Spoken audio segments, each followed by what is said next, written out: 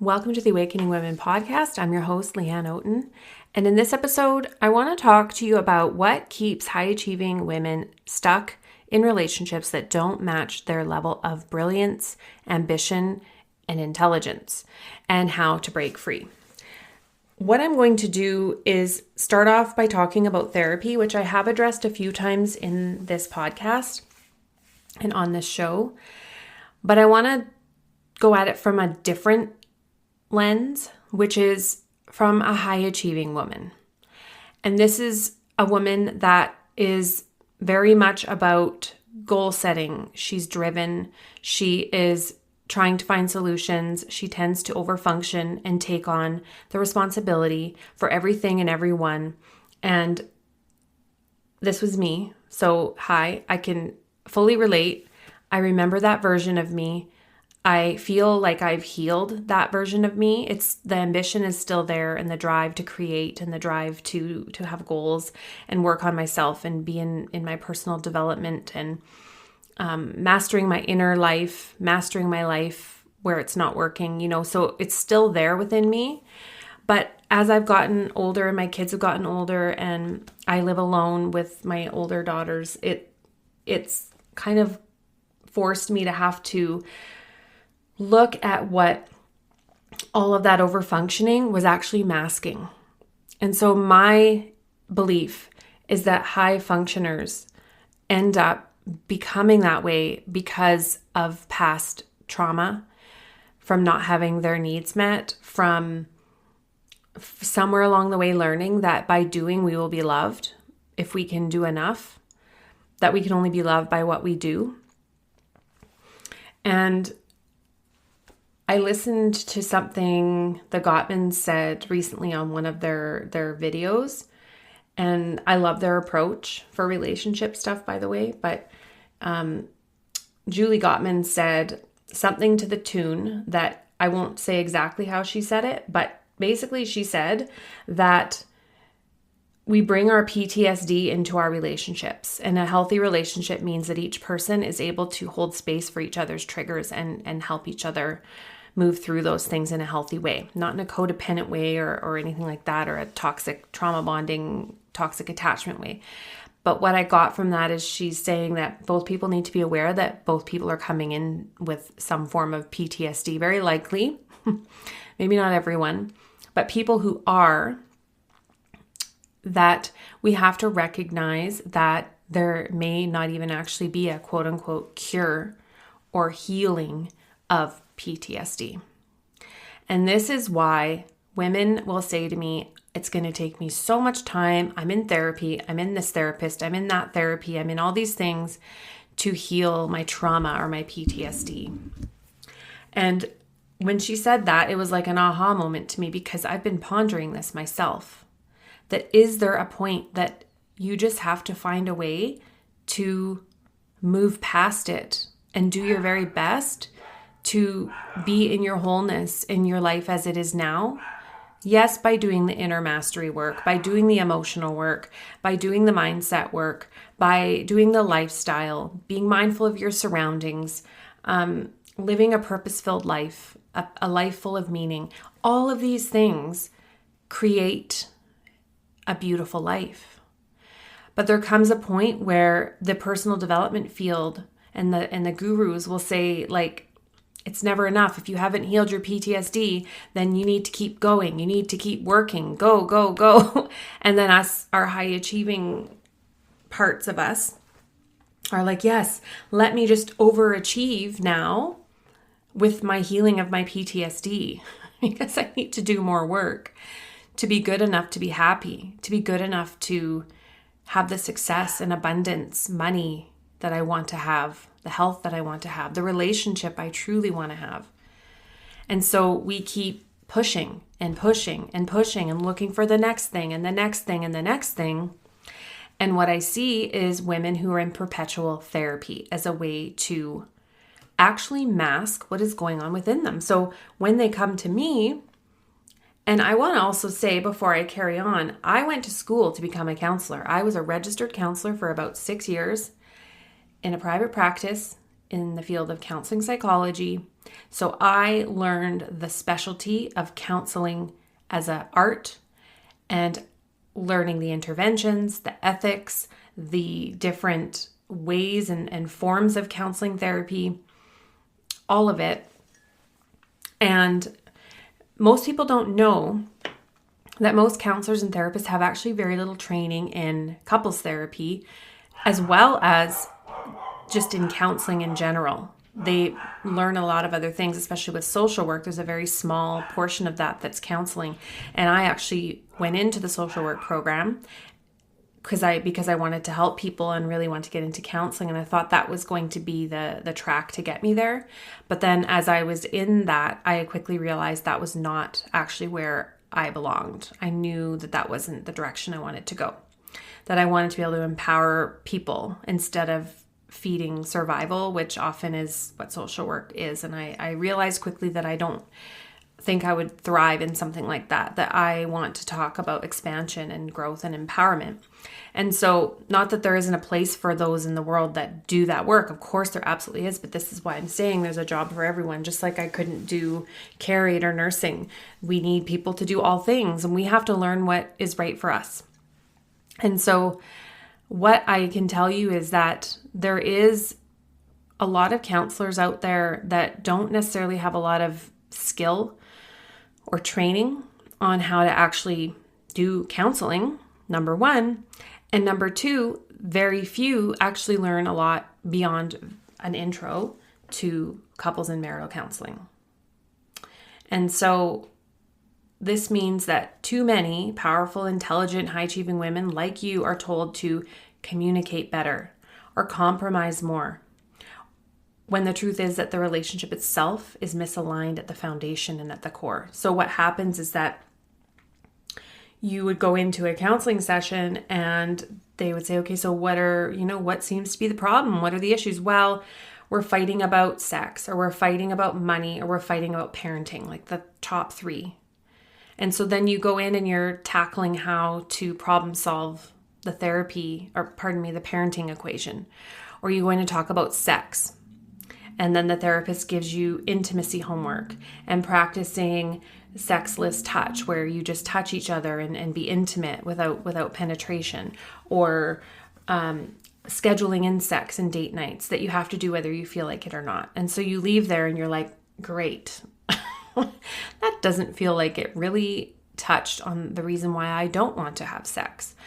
It didn't touch on the fact that I feel completely humiliated in this relationship or disrespected in my relationship.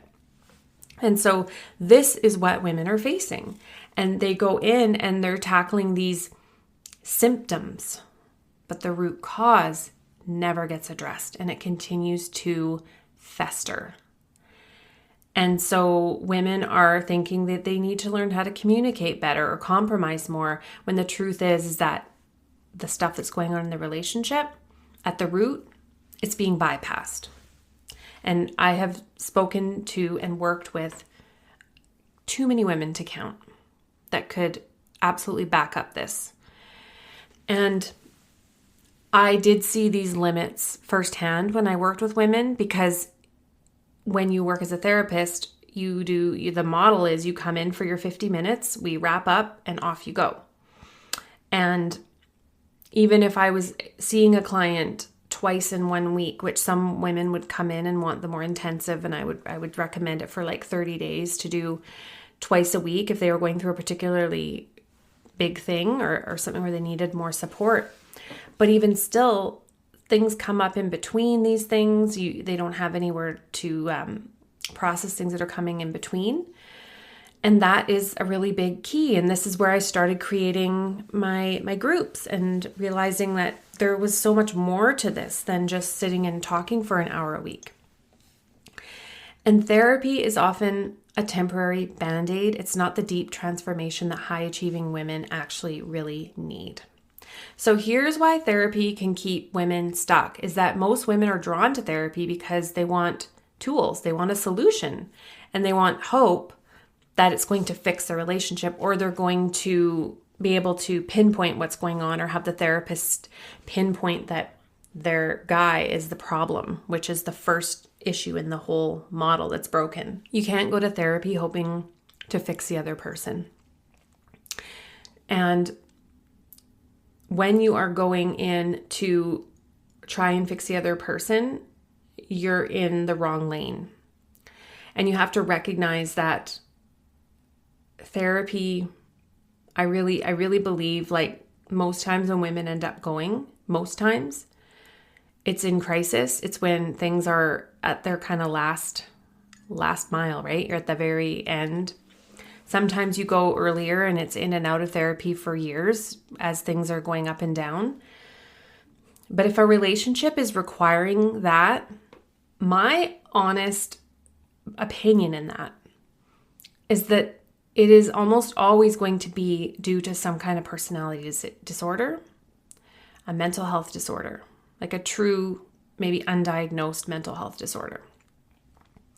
When someone is causing perpetual chaos, emotional tension, upheaval, walking on eggshells, fear, all of that, like within a relationship, and there's so much conflict that it's a daily, multiple times daily, there's a blow up or a upset, some kind of eruption, that somebody's got an undiagnosed something going on. I really believe that. And so when you go to therapy just as a couple with some myriad issues you're fighting, you can't align yourself on maybe how you see money, but you're not necessarily fighting about it. You're not arguing about it. There's no insults being thrown and things like that. Like, it doesn't turn into like an actual fight. I could see therapy being helpful for that if both people are on board and they want to go together and work on it together. It is not going to work if you are going in to fix him. Now, the other thing is that most therapists miss covert manipulation, subtle control, dismissiveness, emotional neglect and disconnect. They're missing that is what's at the root of the ongoing conflicts. And the dismissiveness is seen in many ways. When we hear the words like gaslighting and stonewalling and blame shifting, those are all forms of dismissal. I'm not going to listen to what your feelings are or your perceptions are. So I'm going to flip the issue onto you, or I'm going to make it about you, shift the blame onto you.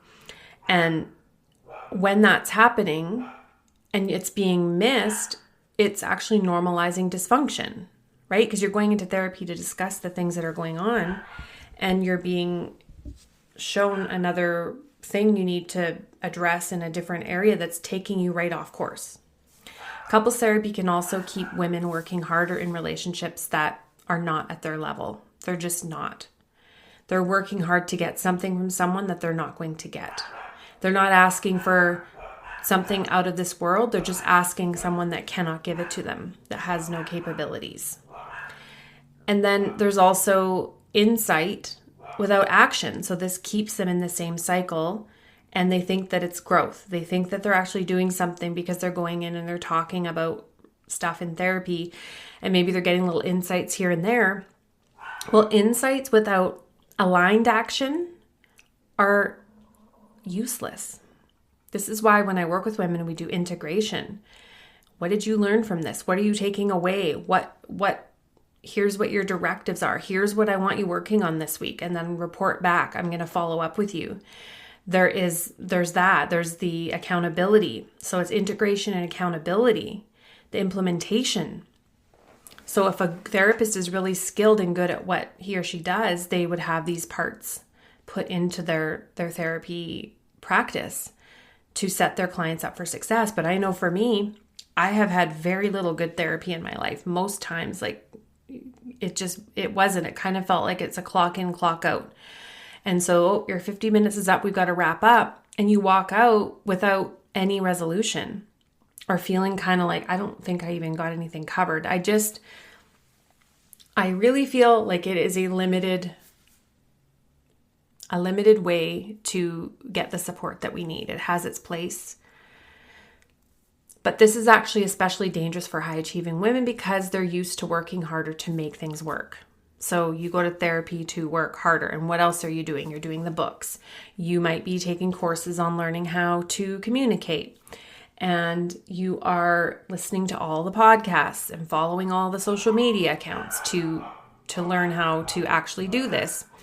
And you're finding yourself not getting anywhere. And the reason is that you're barking up the wrong tree. It's the wrong way around the barn.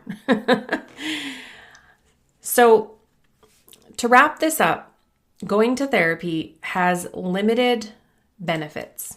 It has its place. I think it has its place if someone is in a mental health crisis and they actually don't have any other outlets. It can be helpful for that. But even then, it's, I guess, like I said, once a week. And then the rest of the week, you're on your own to figure that out. But high achieving women are typically, what I see it with them, because I've worked with so many of them, they're the types that will come in. They will join my signature program for relationship clarity to deal with these dynamics, make a plan, make an exit plan, all of that. They'll go in and complete the whole damn thing in like no time. They will complete it all. They will answer all the questions that I have inside because I see their answers. There are certain women that are just wired that way. And then there will be other women that have bought my courses and they never even log into them. So what does that tell you about the different types, right? You go to therapy and do nothing with it. You just go back into your day-to-day routine and go, yep, that I got some insight. Yeah, I'm codependent, or oh yeah, I have trauma. I'm in a trauma bond and blah, blah. He's a narcissist and all this. That doesn't work. You actually take what you're being given and you implement it. You don't go into, oh, this is so overwhelming. This is too much. I don't have enough time for figuring out my insane life. Everything that is absolutely just intolerable. I just want to keep blaming him that he's the reason why my life is like this and that there's nothing I can do, or I'll just sink back into work. A lot of women use work to avoid their situation, or they use wine or food or, television scrolling to avoid actually dealing with what they're feeling and dealing with what's actually going on. So maybe this is you, and maybe you are at this place where you're just like, I don't know what else to try in this situation, but I know something needs to give. Something needs to change. And you aren't sure what that is because you've already tried everything. So if that's where you are, I want to point you toward the Relationship Clarity Method course. That is my signature method that I've been running on and off since 2019. Everything that is not therapy, when you get in there, it's not going to be just talking about things. It's actionable. It's very, very focused on what you specifically need to do. It's like women message me that they're in therapy and this and that and other things going on. And I'm like, well, here's where you need to go. And whether they do or don't, it's their choice. But I promise you that if you go that route, it's going to change everything for you. I've seen it so many times that I have zero doubt in my mind if you do the work, if you actually go in and dedicate yourself to that. Because where I stand is that this is not about a relationship. This is not about a man. It is about you. And so when we get you right, the relationship kind of figures itself out. And typically it just kind of phases itself out for women. They get to a point where they are like, yeah, I am clear and I'm done. And typically it's within weeks, within 30 days. Some women then go back into it and they're kind of mucking around in the confusion again and going back and forth. It's different for every woman, but it's usually when they come out of the work.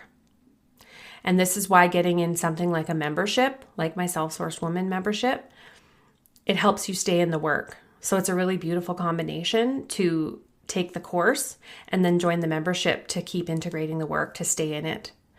Because as soon as you take the course and you go, oh yeah, I've got all these insights and oh my gosh, this is so clear. And oh my goodness, I see this now. And then you finish the course and you go back into it and you go back into the fog sometimes. I've seen that with women. And so you have to be in a certain place to be ready to make that final decision. But what I do see, as I've said, is the majority of women that come into the relationship clarity method, which is my process, they get crazy insights, rapid breakthroughs, and then they are getting to that place of I'm done, or I'm telling him I want a divorce. It happens over and over with every cohort I've ever run. There are always women in there that get to that stage. And as I said, sometimes some women take longer, right? Because it's a process. I'm not here to tell anyone what they need to do, but I'm showing you what to do, where to go, and where to find the answers. And it's within you. You can't outsource your clarity to a therapist or even to friends, family, your spouse. You can't outsource your power and clarity and discernment to other people. That's internal. And until you really get that this has to actually come from within you, that the whole madness around this is not actually about him. It's unhealed things that are going on within you. And once you start to heal and integrate and bring awareness and even gentleness to those parts that have not been healed, then they move. They budge finally. It kind of feels like, okay, I'm getting some breakthroughs here. I'm getting some momentum. I'm getting some forward movement that I have not had before because I'm actually turning this focus onto me. And it sounds so easy. Okay, yeah, I'll focus on me. I'll focus on my bubble baths. And it's more than that. I have to remind women all the time, you're not focusing on you here. So I'm not going to answer this question or coach you on this, because what you're actually doing is asking me a question about him and how you can manage him. When I need to turn this on myself.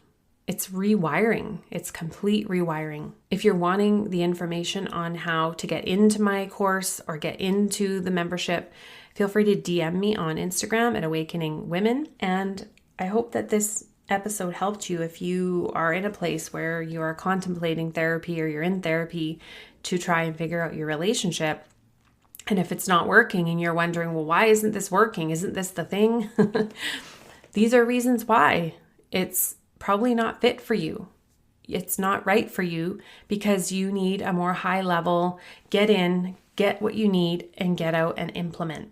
That's typically what I see with high achieving women. We want, just give me the beeline. Like, I don't really want all the fluff. I don't like a lot of fluff. I'm listening to a book right now. It's on like metaphysical manifestation. But when we get into like the quantum science part of it, like the double slit experiment and all these other things, I'm like, that's going over my head. Like, just give me what's the actionable like things that I can put into place that are spiritual practices, mindset practices, all of that. Because as soon as we start getting into too much of the explanation, I check out. I'm like, I don't want to hear this. It's like, it's instant. Some people like all of that stuff, right? But most of us just like, please just give me the Cliff Notes version of this that I can take and run with. I don't necessarily need to understand the 10 types of narcissists and how some of them have thick eyebrows and some of them walk ahead of me and some of them take food off my plate. Well, some of them don't. Like, it's just the stupid shit you see online, the reels that everyone flocks to. It goes viral. And I definitely did some of those.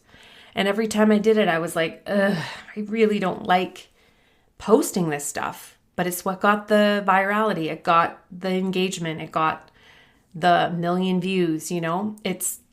And finally getting to a place where I was like, I can't be part of this anymore because everyone is talking about it. Like, it's just becoming almost like politics. So I'm like, I don't want any part of that. So if you want a real solution and you're done with the trying to figure out how to fix him stuff, and you want to work on you and get your life going in a new direction without needing him to change, then that's what you would do in the course. You go in, you have instant access, and you can get through it as quickly as you want to, and it will really change your life really quickly and your relationship dynamic. All right, I'll chat with you in the next episode. Bye for now.